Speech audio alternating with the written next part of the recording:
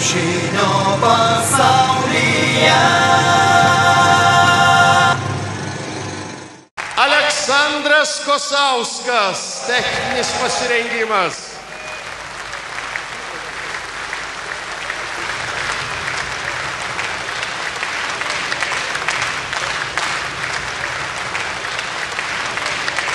Tęsime programą Krepšinio pasaulyje ir susitikimą su Aleksandru Kosausku, Žalgirio antrosios komandos specialaus fizinio parengimo treneriu. Dabar aš tikrai esu labai patenkintas, grįžus iš Lenkijos. Man tikrai malonu buvo dirbti su Saulium Štombergu. Tai žmonės, su kuriais aš daug dirbau, bendradarbiavau ir kalbėdavosi, aš vadinu juos tokių jaunesniaisiais mano draugais. Tai nuostabų žmonės ir tikiu bus labai geri treneriai, tame tarpe ir Tomas Masiulis. Jūs, kaip pasakėt, grįžau iš Lenkijos, taip, 5 metus buvot kaiminėje valstybėje, 5 berods kartus tapote Lenkijos čempionais. Čia Lietuvoje su Žalgiriu mums padovanojot Tarybos Sąjungos čempionų vardus ir 2005 metais po šitiek atiduotų, parduotų ir vasarų, ir žiemų išsiskyrit su Žalgiriu. Tai buvo skaudus išsiskyrimas, jūsų savanoriškas išėjimas. Kas tada apskritai atsitiko? Pereikim, Vidai, prie kito klausimo. Čia yra, kaip rusų dainoje, nepilk man druskos ant žaizdos. Buvo, tas, kas buvo, praėjo, aš nenoriu grįžti. Čia buvo mano sprendimas. Mano sprendimas. Bet ne iš džiaugsmo tas sprendimas, ne iš džiaugsmo. Kad aš... Pavadinkim taip. Aš pradėjau gerbti save. Man atrodo, kad jūs gerbė ir tebe gerbė visi, jo labiau šitas faktas, kad jūs vėl esate Kaune, kad jūs vėl dirbate su Žalgiriu, antrąją jaunimo komandą, tai viską pasako, bet vis dėlto jūs turit ką prisimint, turit ką pasakyt, kaip Dainų slėnyje. Kauniečiai visi gerai žino, galbūt ir Lietuvos žiūrovai, yra laipteliai. Jūs ten vaikydavote. Visi žino Palangą, Birutis Kalną ir ten laipteliai dar statesni. Taigi jūs turėtų tie krepšininkai pragarą pasodinti už tai, kad jūs, iš jų tyčiatės. Atvažiuodavo amerikiečiai ir klausdavo, kur čia yra tas Killer Hill. O taip jau gal neužpiks Salomėcas su estišku akcentus, taip. Eita dalynas smerti. Lietuviškai švedas sakė, čia mirties slėnis. Kaip kilo idėja? Aš pats tenai darau. 63 metais buvo pastatyta ta estrada, o iki jos aš gimęs ir užaugęs prie pat halės. Nebuvau kažkokia tai žvaigždė, bet eilę metų buvau Lietuvos 400 metrų bėgimo čempionas. Ir mano lengvatlečiai, ir vaikai, be abejo, ne į tokį kalną, ir darydavom prie Hesio, tenai, galbūt nusižengdami gamtos apsaugai, šokinėdavom nuo kalno į smėlį. Bet varyt krepšininką 2-metrinį ir dar stamboką, tai čia buvo tikrai žygdarbis jūsų padarytas, kai jie sutikdavo. Sutikdavo ir būdavo emocijų baisiausių. Prie to Žalgirio, aš atsimenu, aš padariau taip, kad tiem, kurie geri, daug nereikia, o kurie silpnesni, šitiem reikia daugiau. Ir tarkim, tam tikras atstumas ir taip prabėgat, aš chronometruoju atstumą tą ir tas, kuris iš tų 15 prabėga pirmas ir tas laisvas. Reiškia, kitiem mažiausiai lieka dar po 2 kartą. Prabėga, sekantis, vėl geriausias laikas laisvas. Ir ten leiskim Lekerauskas, Čivilis, Jankauskas, po to Einikis. Ir jie mato, kad šansų nėra. Čia tos pirmus 3, jie bėga ten gana taip tik tai, kad prabėgti. Ir paskui prasideda Sirgalių išlikusios komandos, kurie jau iškrito, rėkimas, klyksmas. ir tada jau prasideda kova. O čia tai jau būdavo kova, kas laimės. Ir aš niekad nepamiršiu Birštone, taip pat toks kalniukas, jau pasnygė, pašalė, sniego nedaug, dar gana slidoka į kalną, ten irgi to pačiu principu bėgam į kalną. Nu ir atsimenu, lieka Gintaras Einikis. Gintaras Einikis tuo metu tokių kojinių kaip dabar nebuvo, firminių viskas, pasiai buvo paprastas, nežinau, mamos ar močiutės megztas, jis nusijama sportbačius ir su tom kojinėm ir jis parodo geriausią laiką. Tai mes ten juokėmės, klykėm iš taip galiu pasakyti, kas apie Einikį, aš rasdavau ir su juo bendrą kalbą. Nebuvo nei vieno krepšininko, kuris mane tuintų ar tikrai rasdavo bendrą kalbą. Bet jie negalėdavo pykt labai, kad specialaus paruošimo treneris toks despotas yra, nes jūs pats bėgdavot, jūs pats Taip. Kartu su jais darydavot pratimus. Taip, ir jeigu tarkim, užklupdavo lietus, aš niekada nebuvo, kad aš pasimčiau skėtį, stovėčiau, ar palyščiau to, arba bėgčiau, važiuočiau dviračių kartu su jais. Aš sakau, vyrai, jums sunku? Sakau, man irgi nelengva. Sakau, jų lyja, sakau, man irgi taip pat lyja.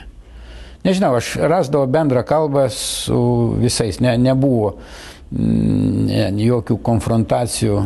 Ir įsimintini būdavo įvykiai, sakykime, tos treniruotės Palangos pajūryje arba Klaipėdos stadione, kai žaidžiat futbolą, tenai saulė kepina, o jūs su chronometru rankose bėg. Futbolą aš pats nelabai moku, bet tai, žinau, kaip tuo metu tai buvo kaip saldainis ir galiu pasakyti, mane nustebino. Arvydas Sabonis. Čia niekas šitą nematė, neužfiksavo, dabar žinoma jau nebeužfiksuosi. Arvydas muždavo per rungtynes antroji Melnragė, ten buvo toksai stadionėlis, žolė apaugęs, bet mes ten ateidom pažaisti ir Arvydas porą įvarčių muždavo krisdamas per galvą. Taip, reiškia, aukštielnikas ir muždavo tokius įvarčius. Tai yra nuostabu, čia nepakartojama. Vieną jo įvartį esame mes nufilmavę 92 vasarą prieš Barcelonos olimpinės žaidynės. Ir jūs būtent, kad mes iškovojom pirmąjį bronzos medalį Barcelonoje, esate nusipelnęs tiek, kiek ir visi kiti treneriai ir žaidėjai. Tačiau koks gyvenimas, jūs nepamatėte olimpinių žaidynių, jūs per televizorių žiūrėjot čia Lietuvoje, kaip žaidžia, kaip laimi mūsiškiai. Tai buvo, kaip man primindavo, kad aš algą gaunu iš Žalgirio, tas pats buvo ir su Sidnėjum. Ir mane sutinka Semionas Tokeris ir sako, tai tu ne Australijoje? Sakau, ne. Sakau, norėjau 5 kartą į Australiją. Ką?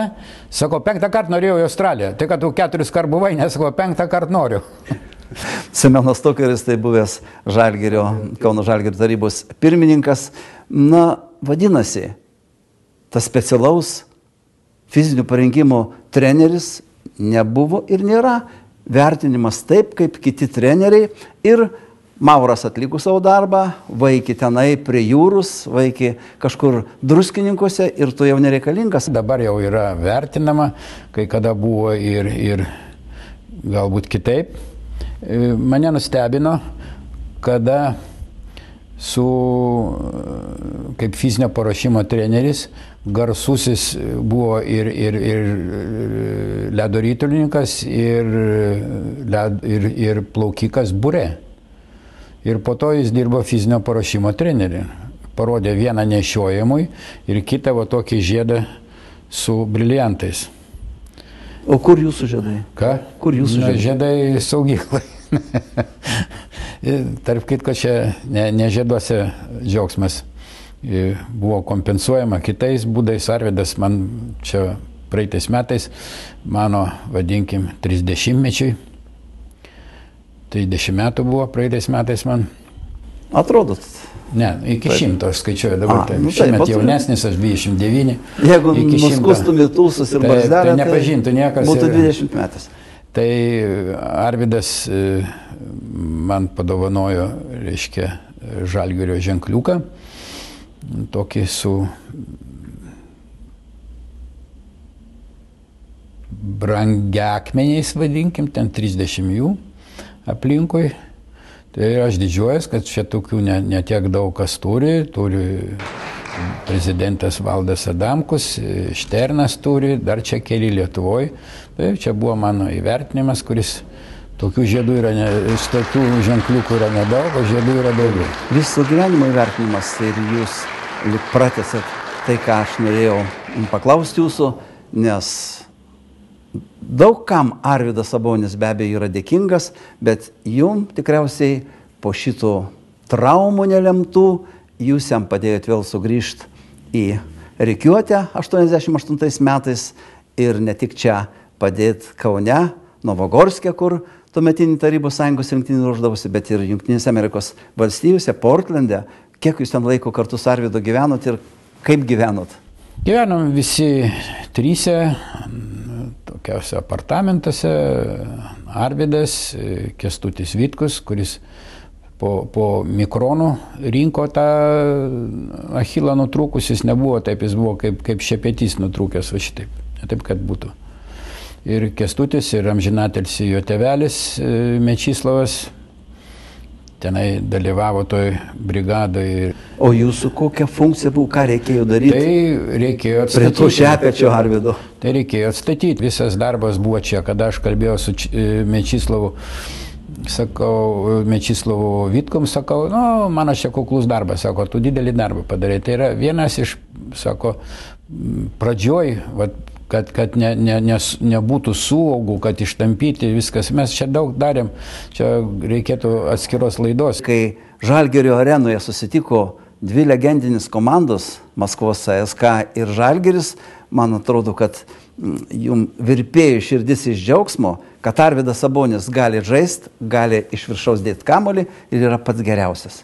Čia kalbos net nėra, bet tai, kai jisai ten bėgo ir dabar perskaičiau, kad niekad neklausiau gydytojų, tai aš sėdėjau ir žiūrėjau, ateina ten, aš sėdėjau žaidėjų sarginių suoliuko ir sako, sunku baisiai, o dar Henrikas Giedraitis sako, nu gerai, paspaudžiam, sakau, Henrikai, sakau, tu džiaugs, kad jie eina, sakau, ko tu čia dar spaudimų. Ir tikrai čia galim pasakyti, nes nebebėga ir viskas, bet tai matėm, dėjimas čia sudėtingumo jau didelio nesudaro, bet tai pasižiūrėkit, aikštės matymas, perdavimai už nugaros, metimas čia, perdavimas Jovaišai. Šito talentas čia buvo, čia yra ir Kaip, nemiršta. kaip pasakyti, krepšinio katekizmas. Tegul mokosi, žiūri ir savo šitai komandai antrai, kalbų, sakau, atvažiavo į Kauną Čiosičius, garsus krepšininkas, tikrai legenda buvo ir jisai su viena ranka perdavinėja kamuolius. Tai pamatė Arvydas Sabonis. Sekančiai treniruotė Arvydas tą patį daro, jisai sėdi, žiūri televiziją ir sekančiai treniruotės viską padarys taip patys. Įmulus žiauriai. Jau reikia baigti mūsų programą krepšinio pasaulyje. Ačiū už tai, kad 92-aisiais paskatinot rengt tokią laidą ir už šį įdomų pokalbį. Dėkui, dėkui. Ačiū. Krepšinio pasaulyje.